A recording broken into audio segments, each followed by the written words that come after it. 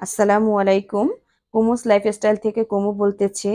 আপনারা সবাই কেমন আছেন? আমি ভালো আছি। আজকে একটি ছুরির শুটকি ভুনা শেয়ার করব। আগেই দিয়ে দিয়েছি বেশি করে পেঁয়াজ, রসুন আর কাঁচামরিচ।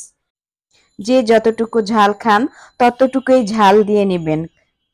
আমিও দিয়ে দিয়েছি, এই তো পেঁয়াজটা ভালো হয়ে গেছে। এখন একসাথে দিয়ে দিয়েছি হলুদ গুঁড়া, মরিচের গুঁড়া আর জিরা ধনিয়ার গুঁড়া। এখন ভালো করে নেড়েচেড়ে কষিয়ে নেব। এই মশলাটা ভালোভাবে কষাতে হবে। কষিয়ে তারপর হচ্ছে আগেই প্রসেস করে নিয়েছিলাম শুটকিটা। তো আগে ভালোভাবে এখন একটু পানি দিয়ে দিব, যাতে আরো ভালোভাবে কষানোর জন্য। এই তো একটু পানি দিয়ে দিলাম। এখন ভালোভাবে নেড়েচেড়ে আবার কষিয়ে নিব। তেল না ওঠা পর্যন্ত কষাবো। তেলটা উপরে উঠে আসলে তারপরে প্রসেস করা শুটকিটা দিয়ে দিব। যদিও আমি কোনো রাঁধুনি না, তবুও আপনাদের সাথে আমার রান্নাটা, আমার বাসায় যেটা রান্না করি সেটাই শেয়ার করতেছি। দেখবেন। একটু নেড়ে চেড়ে দিচ্ছি ভালোভাবে। মশলাটা যত সুন্দর করে কষাবেন, শুটকিটা খেতেও তত ভালো লাগবে।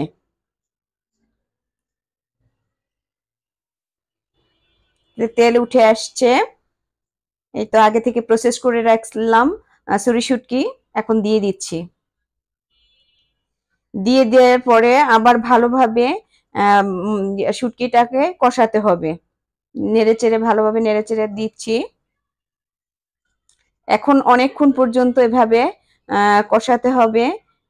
তারপরে আবার একটু পানি দিয়ে ভালোভাবে রান্নার জন্য পানি দিতে হবে। তারপরে প্রায় হয়ে যাবে। তো তেল উঠে আসছে। দিয়ে দিচ্ছি পরিমাণ মতো পানি,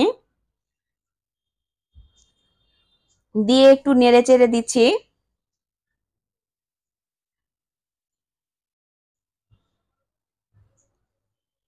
আপনারাও কিভাবে ছুরি শুটকি রান্না করেন প্লিজ কমেন্ট করবেন, আর আমার ছোট চ্যানেলটা সাবস্ক্রাইব করে দিবেন।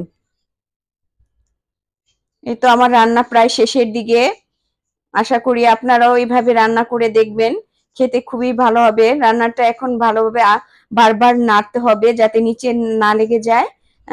যদি লেগে যায় আসলে শুটকির আসল ফ্লেভারটাই হারিয়ে যায়। তাই এখন একটু ঘন ঘন নেড়ে চেড়ে তারপরে উঠিয়ে নেব।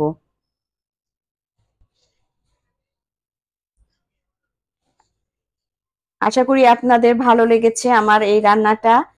কে কিভাবে রান্না করেন জানাবেন। আসসালামু আলাইকুম।